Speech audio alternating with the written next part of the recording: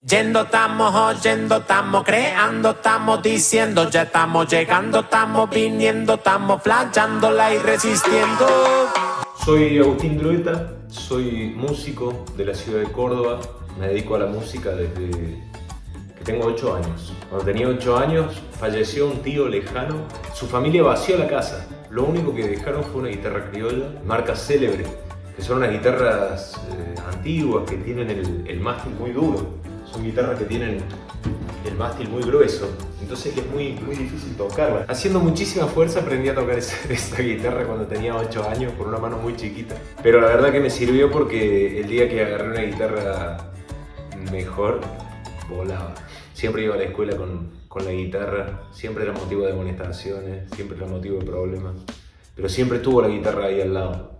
Hacíamos canciones para acordarnos y las respuestas a los exámenes, ¿no? Qué lindo el cuento los de primer grado, pero con las especiales se quedaron recolgados. Después fui creciendo y vinieron algunos acontecimientos importantes, como por ejemplo inscribirme en la Universidad Nacional de Villa María, donde estudié una parte de la carrera de composición. Ahí aprendí muchísimo sobre la teoría de la música, la parte teórica, aprendí a escribir partituras y a leerlas, pero realmente la música como arte la aprendí en la calle. Cada vida tiene un patio, cada cual su estupidez. Vamos a la isla de los patos, vamos hacia un Fernet que hagan días bien. Y van llegando nuevas influencias. Yo empecé con el rock and roll, escuchando Dividido, mucho Soda Stereo.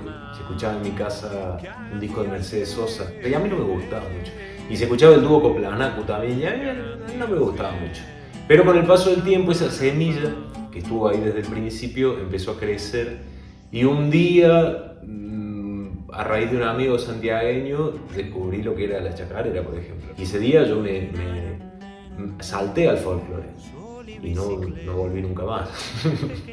Entonces hoy hago rock y hago folclore. Y viajando por Uruguay descubrí el candombe, y viajando por España descubrí el flamenco, y viajando por lugares descubrí música de la cual me fui nutriendo. Y esas músicas hacen a la persona que yo soy hoy, al músico que soy hoy. Hay gente que se dedica a un género, por ejemplo hay músicos que le preguntan a ustedes qué hacen. Yo hago reggae, o yo hago heavy metal, o yo hago folclore. El caso mío es distinto.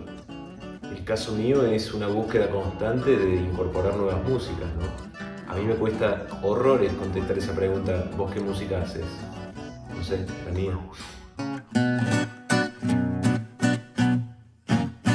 Por la Biblia, por la patria, por el rancio, ¿qué dirán? Por la mina, por la joda, por la guita o por tomar. Yo di clases en cárceles mucho tiempo. Trabajé como profesor de música en la cárcel número 5 de la ciudad de Villa María, en Córdoba. Trabajé como profesor de música en la cárcel número 7 de la ciudad de San Francisco. Y trabajé como profesor de música en el Complejo Esperanza, que es la cárcel de menores. No está bien dicho, pero es eso. Grabamos un disco en la cárcel de Villa María, con los internos grabamos un disco que se llama Buscando un Camino. Está en YouTube para escucharlo. Y no solo fue hermosa la experiencia de grabar el disco, sino que fue hermosa la posibilidad de que 2 de los músicos que teníamos compusieran sus propias canciones. Entonces hay 2 canciones del disco que son originales. Además de la parte musical, al grabar ese disco, los presos no podían ir al estudio de grabación y los técnicos de grabación no podían entrar a la cárcel. Entonces la única posibilidad era que entrara yo con mi computadora. Y eso me llevó a mí a aprender muchísimo sobre grabación, ¿no? Yo sabía algo, pero cuando tuve que enfrentar ese desafío que era entrar a la cárcel y grabar ahí adentro con un micrófono, una computadora y poco más que eso, me empecé a capacitar, me empecé a estudiar cómo hacer eso. Y la verdad que el trabajo quedó muy bien, quedó muy lindo, el disco se escucha muy bien. Y si bien las condiciones son completamente adversas, porque grabar en una cárcel hay ruido de reja, hay grito, hay gente que está trabajando, hay autos, camiones, portones que se abren y se cierran. No es un contexto acustizado. Entonces fue un desafío muy grande y lo hicimos y salió bien. O en realidad la gente ya empieza a cambiar.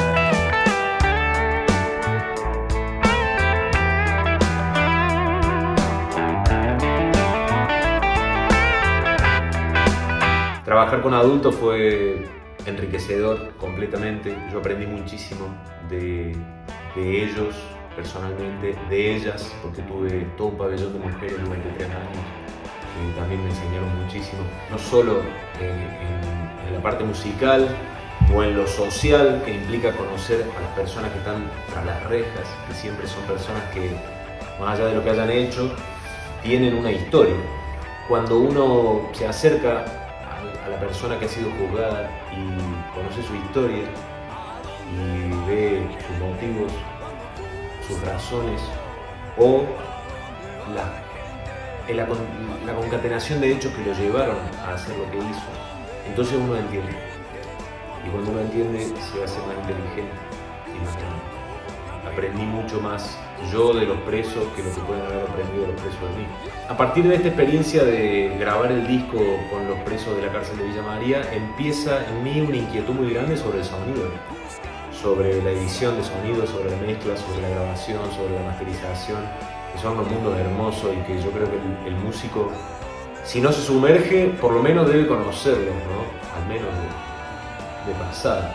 Uno termina de hacer la canción, uno termina de producirla, de arreglarla, y después viene otra parte de la creación artística que no es menos artística, que es el estudio de grabación, que es grabarla, que es mezclarla, masterizarla. Hay mucho de arte en eso. A veces digo en broma que yo estoy cambiando la guitarra por la computadora, ¿no? Que el instrumento ahora pasa a ser la computadora. Y sí, realmente un instrumento musical, la computadora, que te ofrece muchísimas posibilidades. Ahí se unifican dos mundos míos. Yo venía trabajando en radio, en paralelo, de eso vivía. Conducía un programa de radio en la radio de la Universidad Nacional de Villa María todas las mañanas, y lo producía, y producía otros programas para Radio Tecnoteca. Y a la par estaba dando clase de música en la cárcel de Villa María y estábamos grabando el disco. Entonces ahí hay una confluencia donde yo unifico la música y unifico la radio, y llega este momento de mi vida en el que yo me encuentro produciendo sonido. Por ahí la gente me dice: ¿a qué te dedicas? Pues yo produzco sonido. Puedo producir un programa de radio, puedo hacer artísticas de radio, puedo producir música, puedo hacer mi propia música, puedo producirle la música a otros. Estoy en este mundo de lo que es el sonido, que para mí es un mundo maravilloso. 100 veces nací de la verbena de tus ojos, tu abanico entrearrugado y las historias del musel.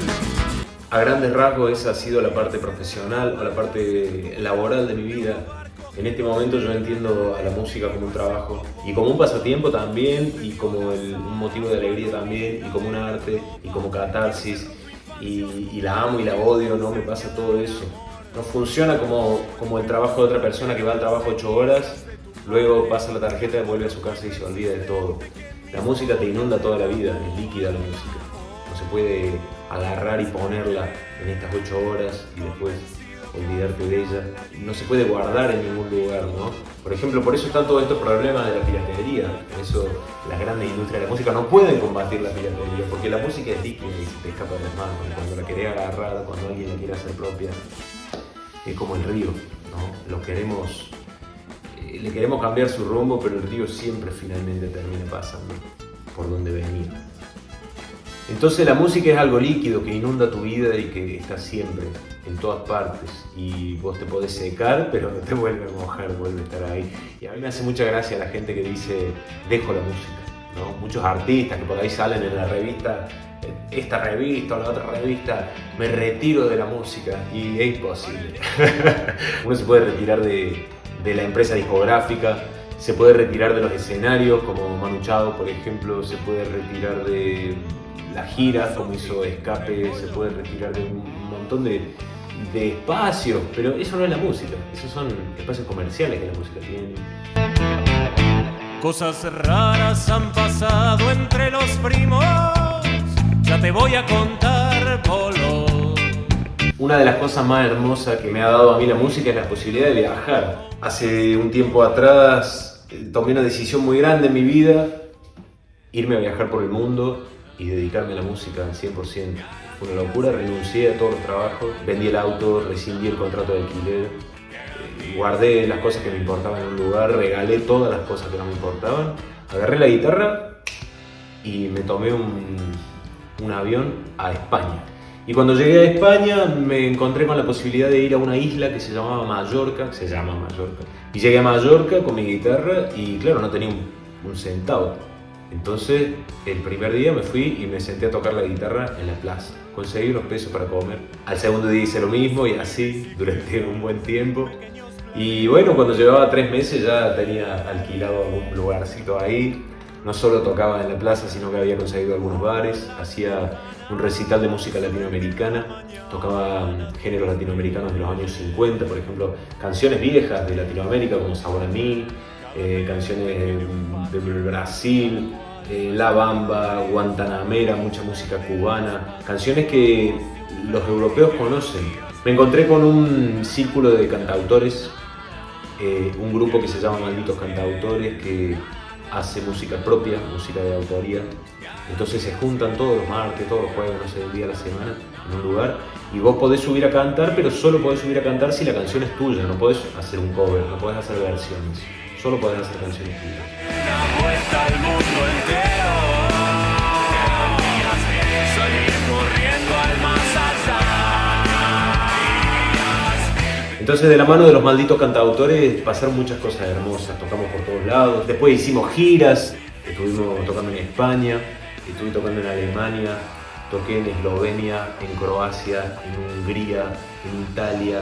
Lamentablemente con la pandemia todo eso se cortó y ahora estamos haciendo fuerza para ver si podemos subirnos a la bola de vuelta.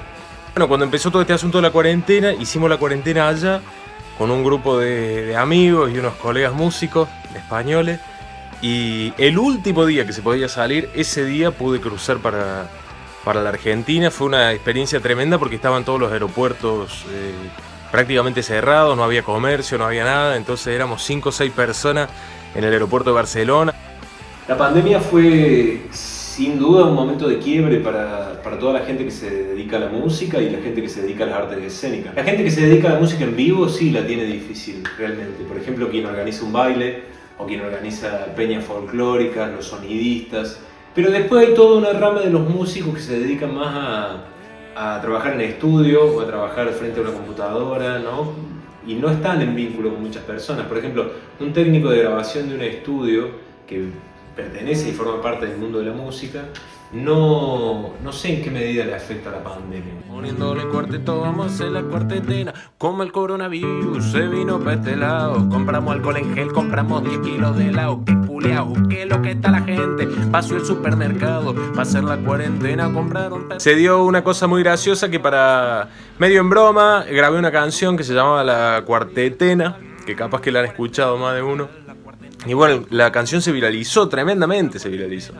Así que fue una experiencia por la que yo había visto pasar a mucha gente, pero nunca había pasado yo. Y bueno, es gracioso, ¿no? Es gracioso cómo funcionan esas cosas. Yo pensaba que la viralización era mentira, que eso no existía. Y bueno, ahora comprobé que es cierto, que sí pasa. Yo se la mandé a un amigo por WhatsApp y la colgué en Instagram. Ese fue todo el preparativo que tuvo la canción, ¿no? Y de repente empezó a tener visualizaciones. Y al otro día, cuando me desperté, yo me levanto tarde a veces, y tenía llamadas de Canal 10, de Canal 8, de Canal 12, de Cadena 3, etc. Cayó la bolsa, cayó el Merval, subió el Fernet con coca, el chori y el Sertal. La cuarentena, mamá, la cuarentena, todos los cordobeses estamos haciendo la cuarentena. Entonces de repente hubo una parte donde la pandemia, es difícil decir que favoreció, pero donde al menos no hizo problemas, ¿no? Y creo que hubo otra parte para la gente que está vinculada a la música en vivo donde realmente se genera un quiebre. Seguro que la pandemia es una situación adversa para los músicos, para las personas que están en las artes escénicas. De eso no hay duda, es una adversidad. Pero creo que todas las adversidades traen también nuevas oportunidades. Hay gente que está en una situación económica muy difícil porque de repente no puede salir a tocar o no puede generar los ingresos. Pero también esto de estar metido en casa 4 o 5 meses nos permite componer canciones, nos permite grabar discos. Yo creo que en el tiempo que hubo aislamiento o en el tiempo que la gente estuvo metida dentro de la casa, en la ciudad de Córdoba se publicaron una infinidad de CDs, se grabaron una infinidad de discos.